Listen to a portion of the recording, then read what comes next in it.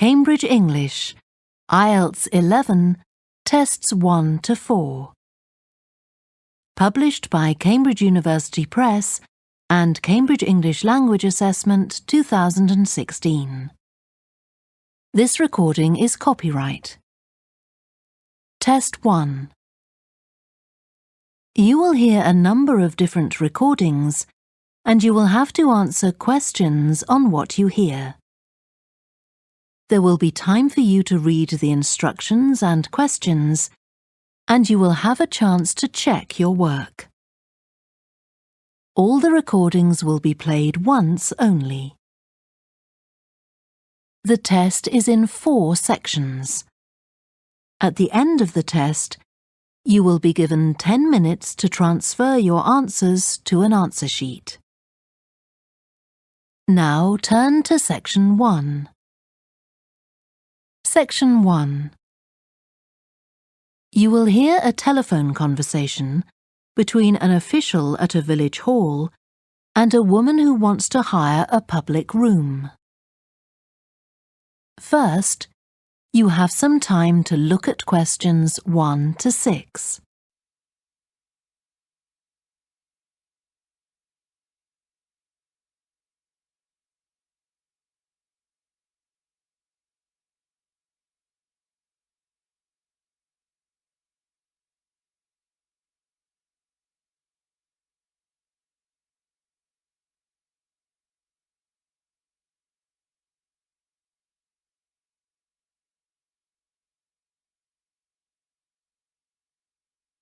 You will see that there is an example that has been done for you.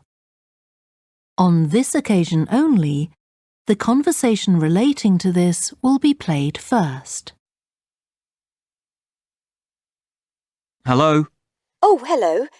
I wanted to inquire about hiring a room in the village hall for the evening of September the 1st. Let me just see. Yes, we have both rooms available that evening. There's our main hall, that's got seating for 200 people, or there's the Charlton room. The main hall seats 200, so 200 has been written in the space. Now we shall begin. You should answer the questions as you listen, because you will not hear the recording a second time. Listen carefully and answer questions 1 to 6. Hello? Oh, hello. I wanted to inquire about hiring a room in the village hall for the evening of September the 1st. Let me just see. Yes, we have both rooms available that evening. There's our main hall, that's got seating for 200 people, or there's the Charlton room. Sorry? The Charlton room, CHARLTON.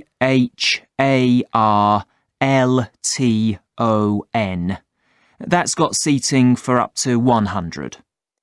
Well, we're organising a dinner to raise money for a charity, and we're hoping for at least 150 people. So I think we'll go for the main hall. How much would that cost? Let's see. You wanted it for the evening of September the 1st? Yes, that's a Saturday.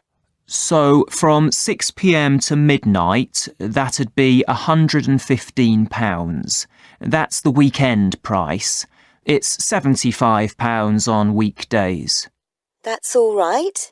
And I have to tell you, there's also a deposit of £250, which is returnable, of course, as long as there's no damage.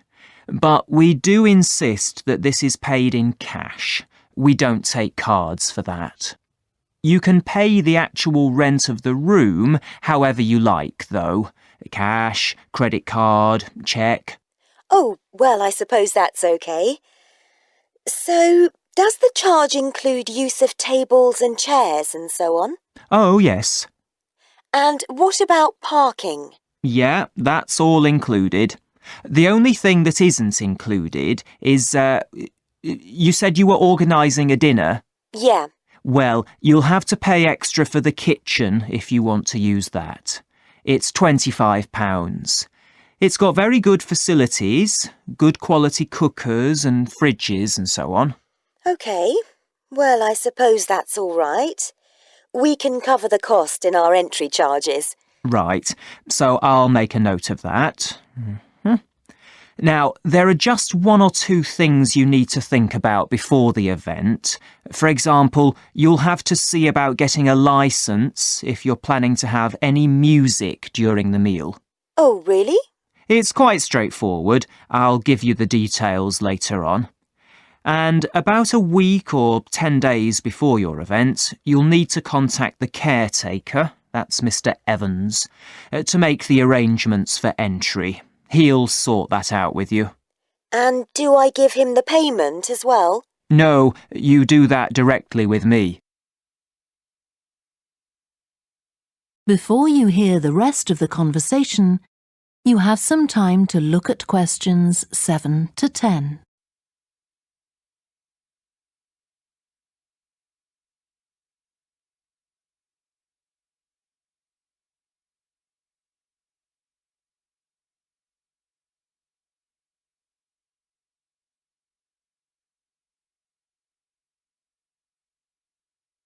Now listen and answer questions 7 to 10.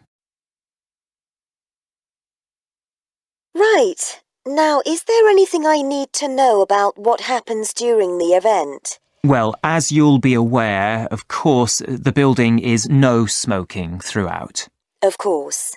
Now, are you having a band? Yes. Well, they'll have a lot of equipment, so rather than using the front door, they should park their van round the back and use the stage door there. You can open that from inside, but don't forget to lock it at the end. OK. And talking of bands, I'm sure I don't need to tell you this, but you must make sure that no one fiddles about with the black box by the fire door. That's a system that cuts in when the volume reaches a certain level. It's a legal requirement. Sure. Anyway, we want people to be able to talk to one another, so we don't want anything too loud. Oh, that reminds me. We'll be having speeches. Are there any microphones available?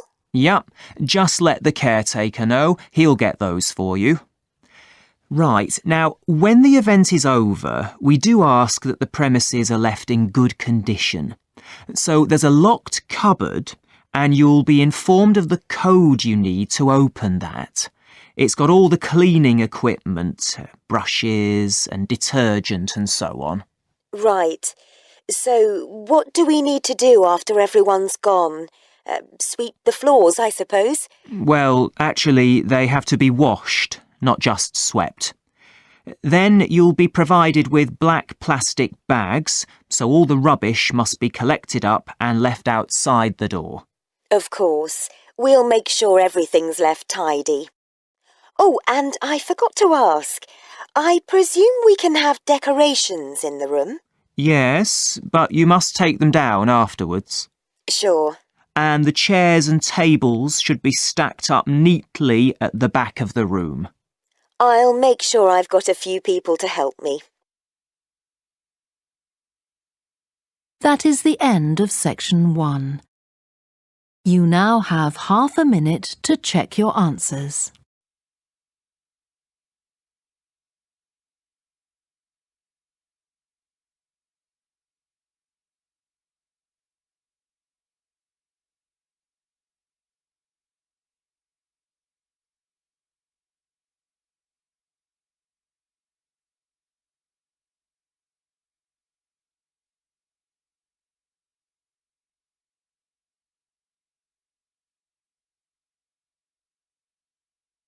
Now turn to section 2.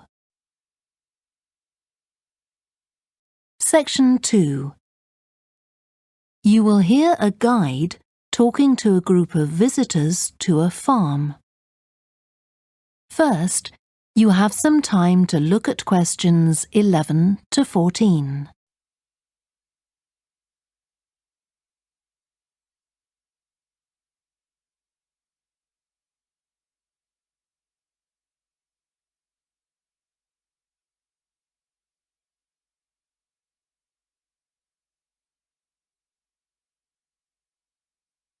Listen carefully and answer questions 11 to 14. Welcome to the Fiddy Working Heritage Farm.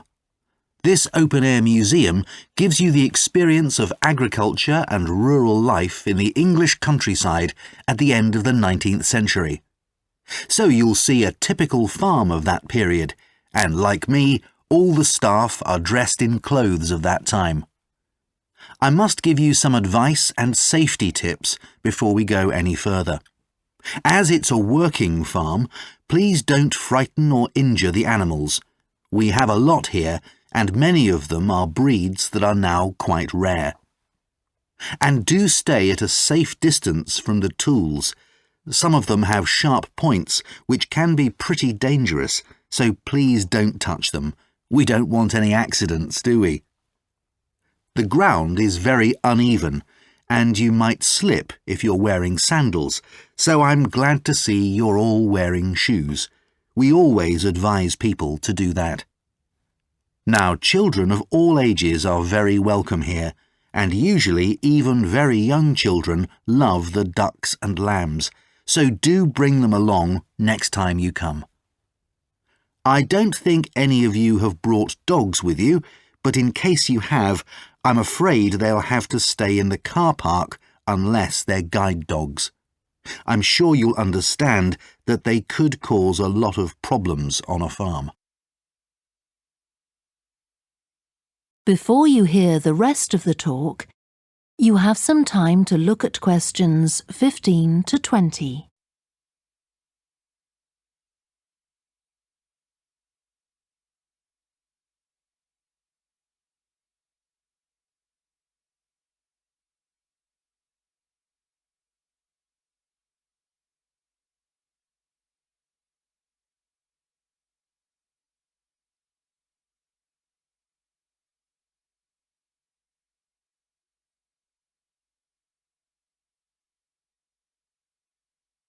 Now listen and answer questions 15 to 20.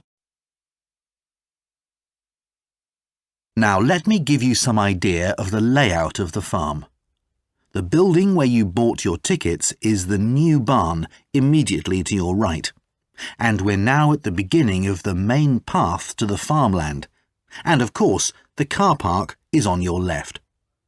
The scarecrow you can see in the car park in the corner beside the main path is a traditional figure for keeping the birds away from crops. But our scarecrow is a permanent sculpture. It's taller than a human being, so you can see it from quite a distance. If you look ahead of you, you'll see a maze. It's opposite the new barn, beside the side path that branches off to the right, just over there. The maze is made out of hedges which are too tall for young children to see over them, but it's quite small, so you can't get lost in it. Now, can you see the bridge crossing the fish pool further up the main path? If you want to go to the cafe, go towards the bridge and turn right just before it. Walk along the side path and the cafe's on the first bend you come to. The building was originally the schoolhouse, and it's well over 100 years old. As you may know, we run skills workshops here, where you can learn traditional crafts like woodwork and basket making. You can see examples of the work and talk to someone about the courses in the Black Barn. If you take the side path to the right, here, just by the new barn, you'll come to the Black Barn, just where the path first bends. Now, I mustn't forget to tell you about picnicking, as I can see some of you have brought your lunch with you. You can picnic in the field, though do clear up behind you, of course. Or if you'd prefer a covered picnic area, there's one near the farmyard, just after you cross the bridge. There's a covered picnic spot on the right. And the last thing to mention is Fiddy House itself. From here you can cross the bridge, then walk along the footpath through the field to the left of the farmyard. That goes to the house, and it'll give you a lovely view of it. It's certainly worth a few photographs, but as it's a private home, I'm afraid you can't go inside. Right, well, if you're all ready, we'll set off on our tour of the farm. That is the end of section 2. You now have half a minute to check your answers.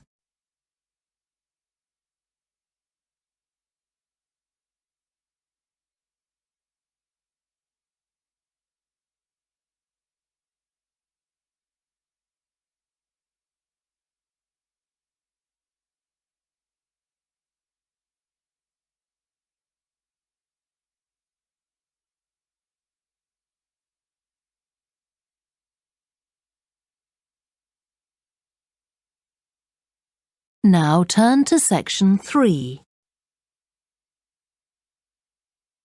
Section 3.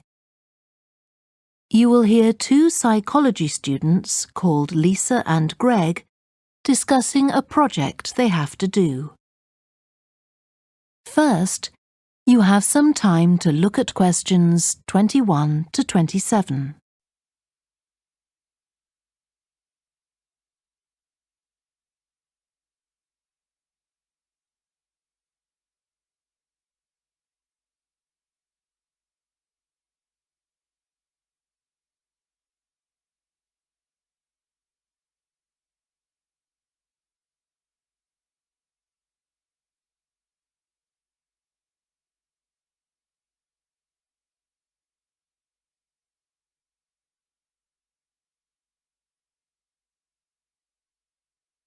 Now listen carefully and answer questions 21 to 27.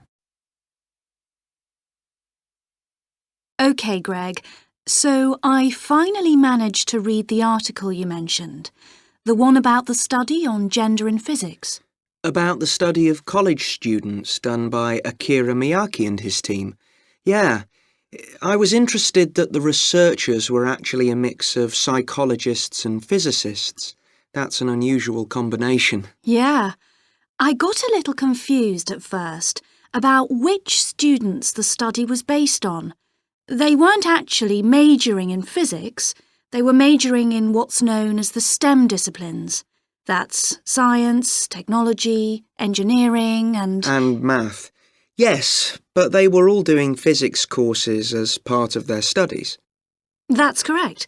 So, as I understood it, Miyake and co. started from the fact that women are underrepresented in introductory physics courses at college, and also that, on average, the women who do enrol on these courses perform more poorly than the men. No one really knows why this is the case. Yeah, but what the researchers wanted to find out was basically what they could do about the relatively low level of the women's results. But in order to find a solution, they needed to find out more about the nature of the problem. Right. Now, let's see if I can remember. It was that in the physics class, the female students thought the male students all assumed that women weren't any good at physics. Was that it? And they thought that the men expected them to get poor results in their tests. That's what the women thought, and that made them nervous, so they did get poor results. But actually, they were wrong. No one was making any assumptions about the female students at all. Anyway, what Miyake's team did was quite simple, getting the students to do some writing before they went into the physics class. What did they call it? Values affirmation. They had to write an essay focusing on things that were significant to them, not particularly to do with the subject they were studying, but more general things like music or people who mattered to them. Right. So the idea of doing the writing is that this gets the students thinking in a positive way. And putting these thoughts into words can relax them and help them overcome the psychological factors that lead to poor performance. Yeah. But what the researchers in the study hadn't expected was that this one activity raised the women's physics grades from the C to the B range. A huge change. Pity it wasn't to an A, but still. No, but it does suggest that the women were seriously underperforming beforehand in comparison with the men. Yes. Mind you, Miyake's article left out a lot of details, like did the students do the writing just once or several times? And had they been told why they were doing the writing? That might have affected the results. You mean if they know the researchers thought it might help them to improve, then they just try to fulfill that expectation? Exactly. Before you hear the rest of the discussion, you have some time to look at questions 28 to 30.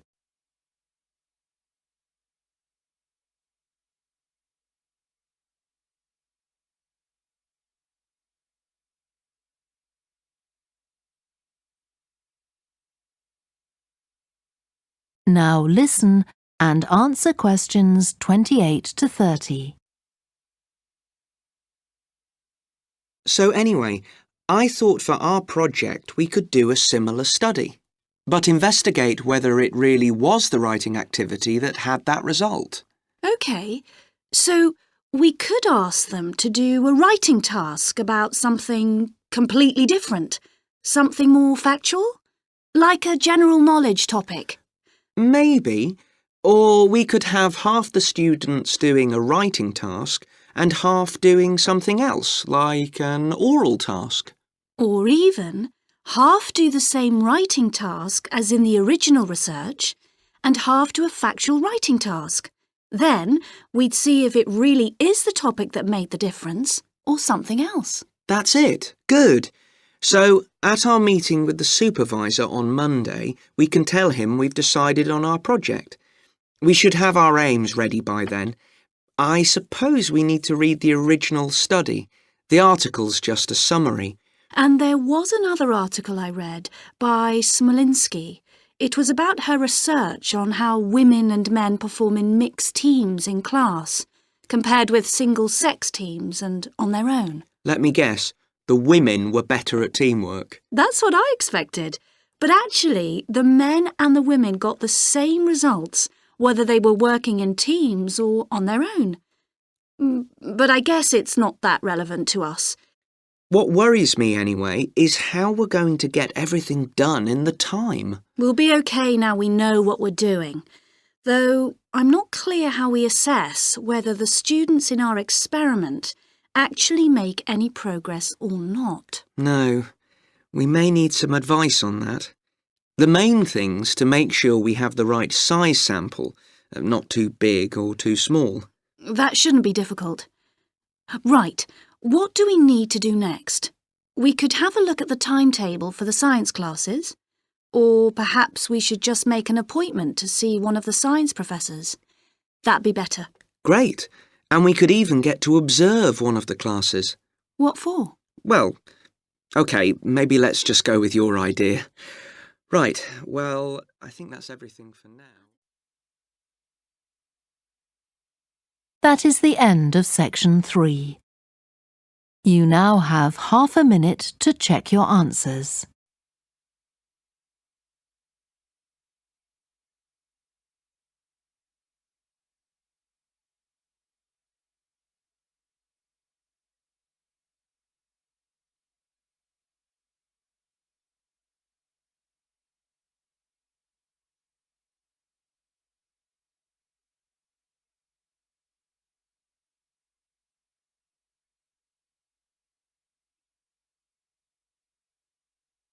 Now turn to section 4.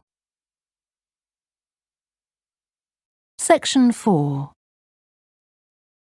You will hear part of a student presentation about the variety of different species that live in the world's ocean. They've been surveying. First, you have some time to look at questions 31 to 40.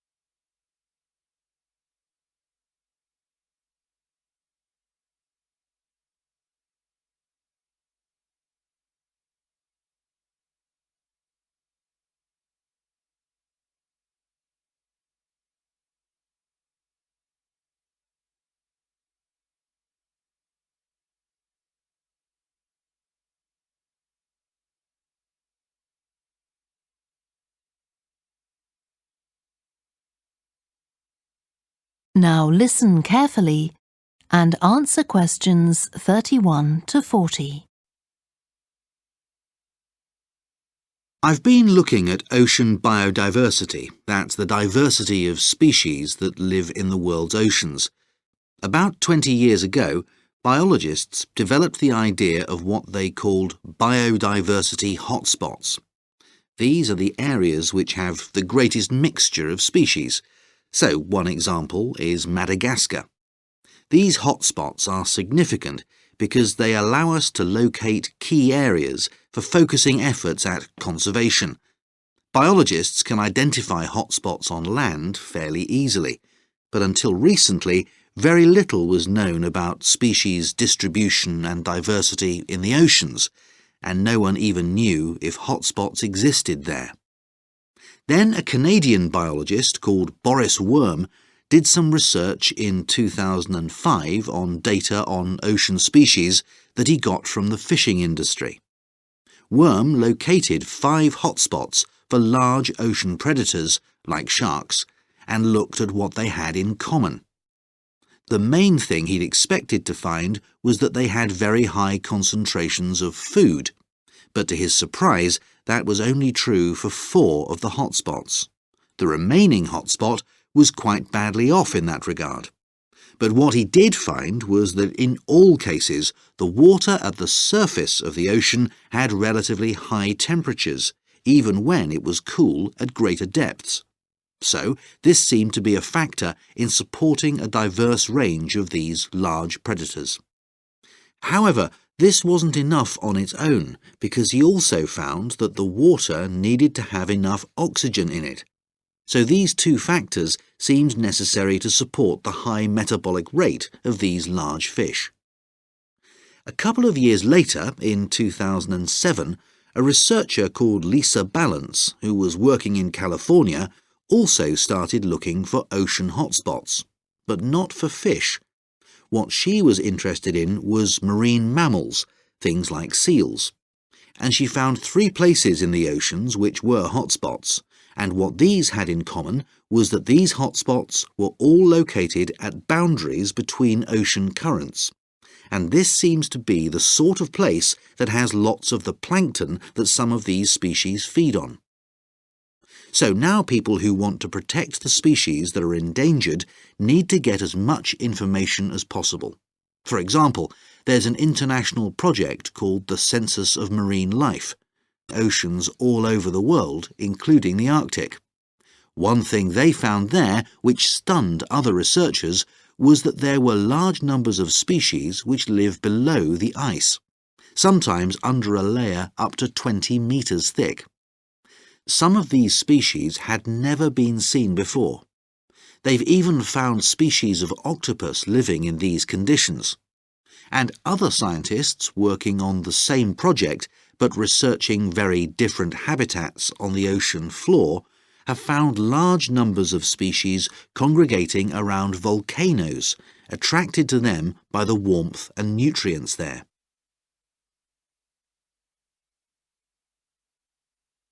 However, biologists still don't know how serious the threat to their survival is for each individual species. So a body called the Global Marine Species Assessment is now creating a list of endangered species on land, so they consider things like the size of the population, how many members of one species there are in a particular place, and then they look at their distribution in geographical terms. Although this is quite difficult when you're looking at fish because they're so mobile. And then thirdly, they calculate the rate at which the decline of the species is happening. So far, only 1,500 species have been assessed, but they want to increase this figure to 20,000. For each one they assess, they use the data they collect on that species to produce a map showing its distribution. Ultimately, they will be able to use these to figure out not only where most species are located, but also where they are most threatened. So, finally, what can be done to retain the diversity of species in the world's oceans? Firstly, we need to set up more reserves in our oceans, places where marine species are protected. We have some, but not enough. In addition, to preserve species such as leatherback turtles, which live out in the high seas but have their nesting sites on the American coast, we need to create corridors for migration, so they can get from one area to another safely. As well as this, action needs to be taken to lower the levels of fishing quotas to prevent overfishing of endangered species. And finally, there's the problem of bycatch. This refers to the catching of unwanted fish by fishing boats. They're returned to the sea, but they're often dead or dying. If these commercial fishing boats used equipment which was more selective so that only the fish wanted for consumption were caught, this problem could be overcome. OK, so does anyone have any questions about... That is the end of section 4. You now have half a minute to check your answers.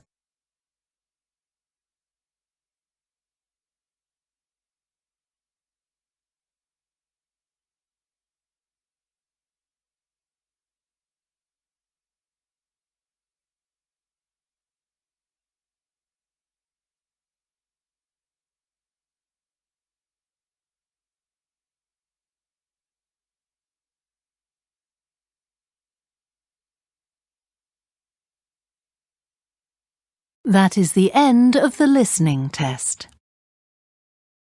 You now have 10 minutes to transfer your answers to the answer sheet. Please stop writing and wait for your question booklet to be collected.